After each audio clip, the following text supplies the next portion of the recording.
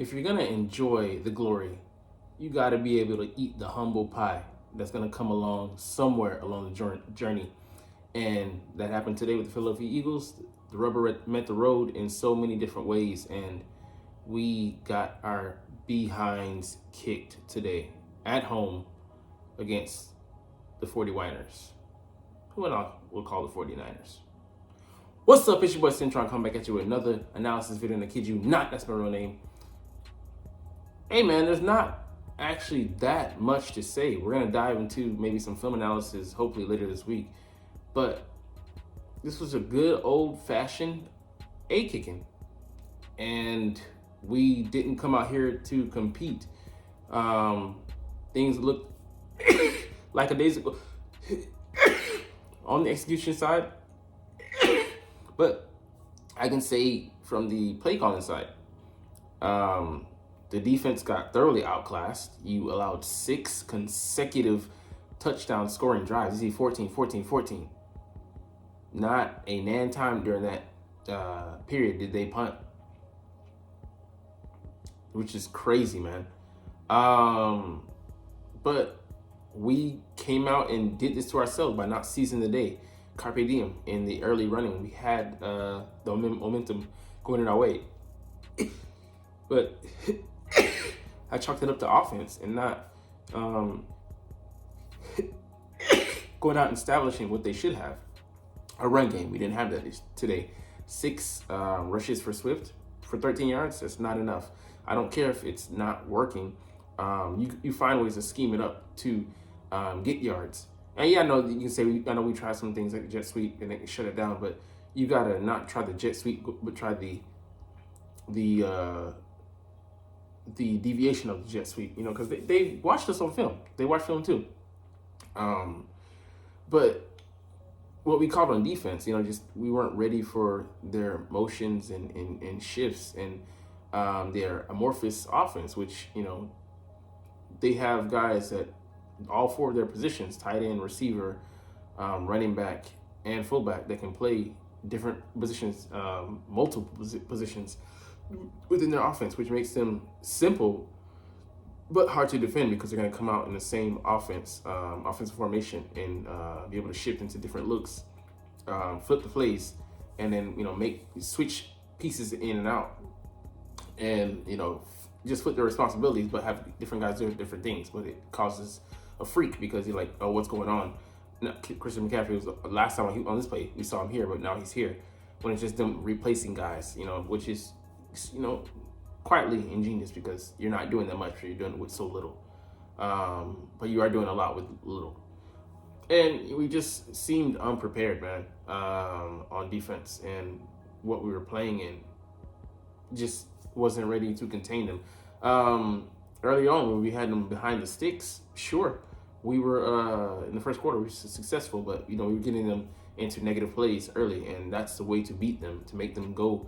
I would say beyond, be third and long, but really 10 yards and beyond. That puts them in a disadvantageous position for the kind of shots that they want to take on offense. You know, those short, quick hitters. The intermediate routes, they were just killing us. And I do believe, you know, fatigue. We're tired out there, playing 3 emotional games in a row. This one being the third, and going into overtime and going into the last minute with Dallas. I mean, just were 2 long games, even though we didn't go into overtime against Dallas. It pretty much was that kind of feel to it. And I mean, I think a week 2 previous, we went into it wasn't overtime against the Commanders, but every game is going down to the wire. We just haven't been able to rest on our laurels at all this year. And, you know, all that, you know, time being out on the field for a defense especially, yeah, tired us out. I know I won't use that as an excuse. I'm just saying it plays into the results, you know. You know, guys will never use that as an excuse, though. Fletcher Cox, you know, he played in this one, you know, he gave his best effort, but, you know, he was out there trying to make plays and didn't have a sack in the game. Early on, he had our 2 sacks, which we'll get to his performance later individually. But yeah, just coaching. I didn't see a lot of well-layered offensive play calling. We had time. Jalen Hurts was buying time. I'm not afraid of that line. And the results showed today. They had sacks, but it was more Jalen, you know, holding the ball too long and then effing up, slipping, which happens. But it was just, self-inflicted wounds by way of, like us having historically slow starts, and it caught up to us today. And we really hurt our defense as well, putting them out there, not giving them anything, coming away with just 6 points in the first quarter. If you make it 2 touchdowns, putting that pressure on them. They didn't really feel any pressure. The first time they scored, and then they kicked the extra point, they were already ahead. And that tells the story of the game. We were playing small ball, and they were playing, big boy ball. And they just looked prepared. The tackling was piss poor. Yards of the catch there, historically yak monsters, and you saw that bear out today. But yeah, they just kept, pouring it on, and we just couldn't keep up. You got some, emotional catharsis in the third quarter when, their guy, Dre Greenlaw, the fucking loose cannon that he is, got thrown out after body slamming Devonta Smith. Got a 15-yarder, and then he put his hands in the security's face. But, security's going to be there, but, he can't do that. It's a dumb play from him as a player, but happy to see him go. It didn't matter at all because we weren't challenging the secondary. The game plan we had, I think you should have built on that to go, some play action. We don't execute a lot of that in our offense in traditional under center play action. And, we didn't have the run game to support that either today. And it really hurt not having an intermediate target like Dallas Goedert out there. That's not an excuse. Just saying, the lack of use of weapons in it. We did give a target to Albert O. He didn't catch it, but I thought it showed that he could get open. At the very least, he didn't come down with the ball, but should have involved him way earlier in this process. Instead of, we rely so much on our established guys and the guys that we have here. They don't carve out roles for, other guys and,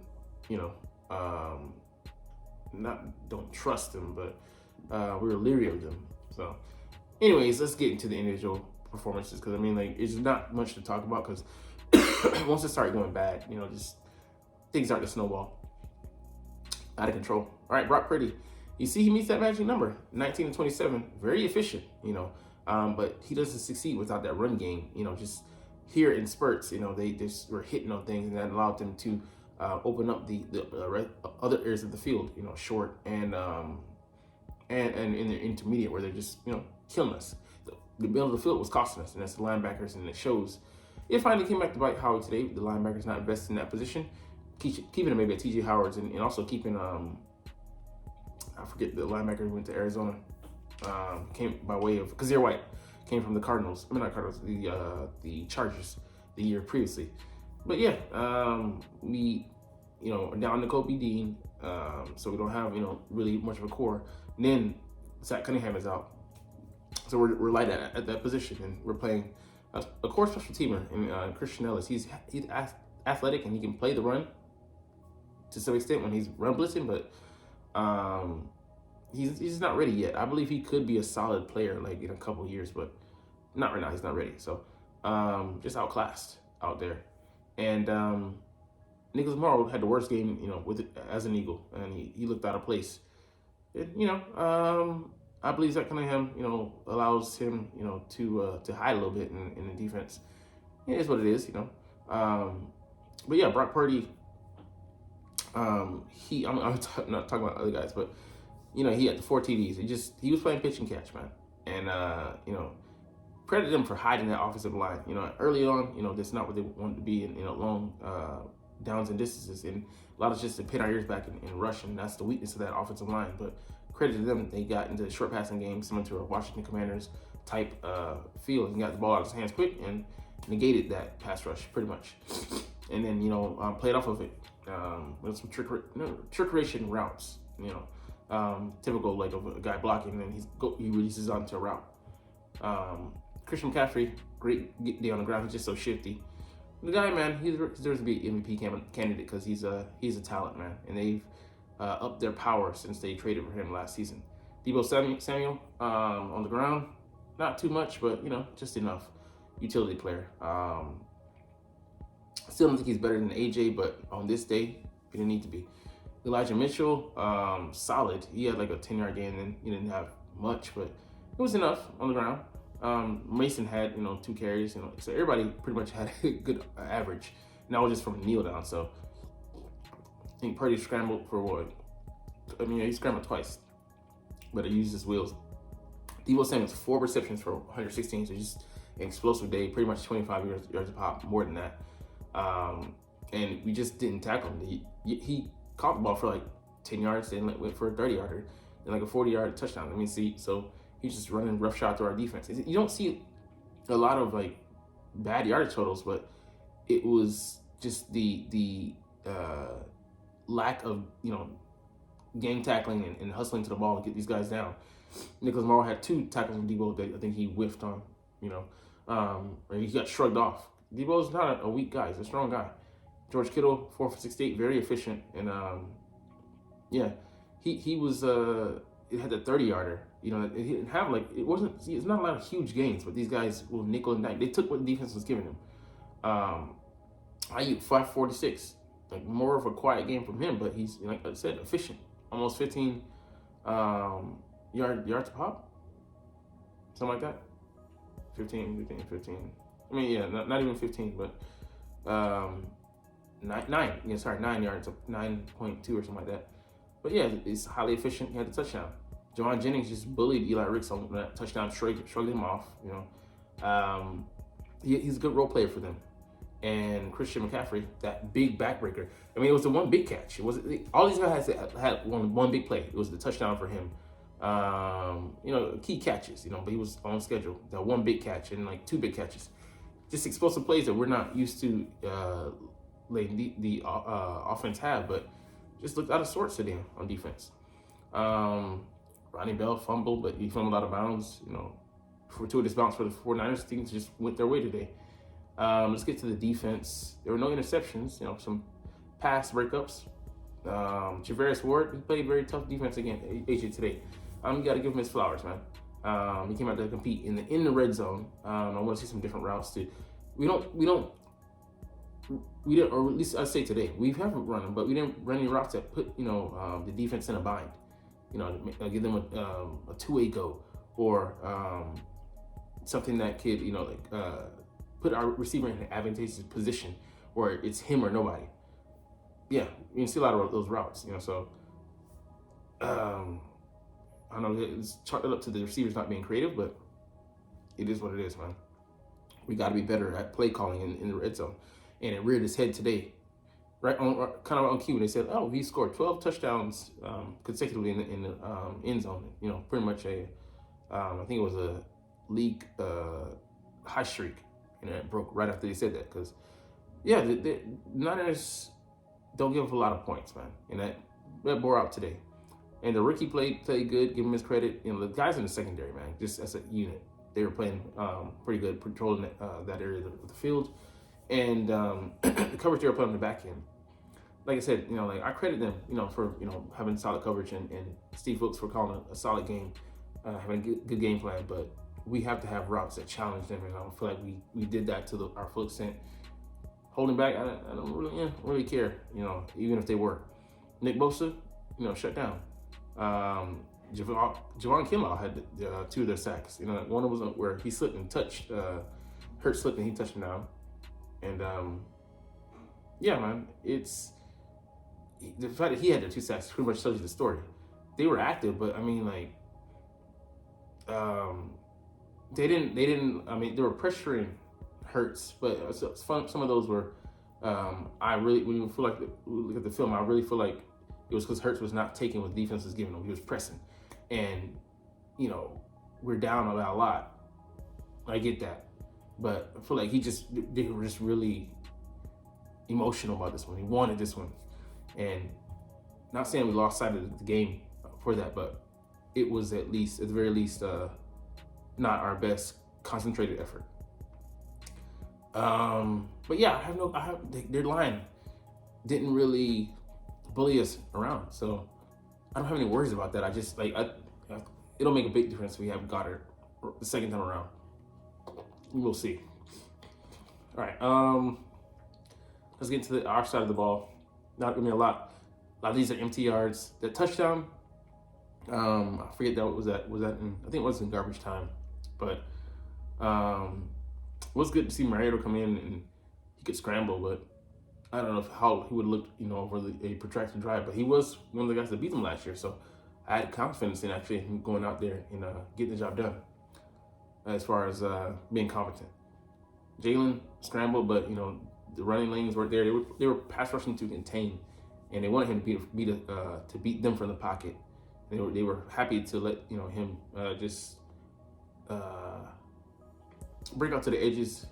Well, not even break out to the edges, but they're happy to not get the sacks on him, I should say. But yeah, the running game, that's 8, 10, 11 called run plays for the running backs. Yeah, the balance.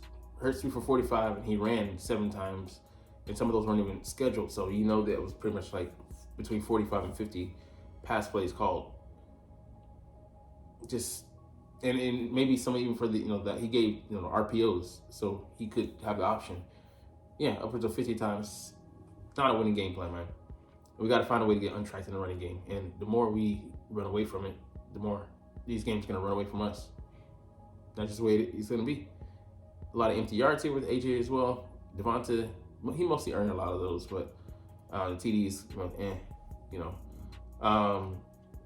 Gainwell was an outlet, but a lot of those empty yards as well. Quez, 3 for 28, but he dropped that a contested ball. Just don't trust him downfield to come out and win balls. We need a third receiver who's going to come in this offense next year and win those kind of 50-50 balls, be a weapon. Let's just say Johnny Wilson, 6'7", runs a 4.5 maybe, and he can be dominant. Use his frame to shield the ball away and then just come down with those. Boston Scott, I think that was 2 and just empty. So not a lot, and then he got blown up at the end of the game. You never want to see that. And guy we need moving forward, playing, at a time we don't need him. Just questionable. Defense. I love that early we had that pass breakup. The ball batted down by Jordan Davis. He's 6'6". He should be if you can't get there, get in the passing lanes and knock some of those balls down. I'm just shortly some of these guys up. Flashed, but no really substance. Played poorly and undisciplined. Was there, but just close enough. Couldn't make plays today.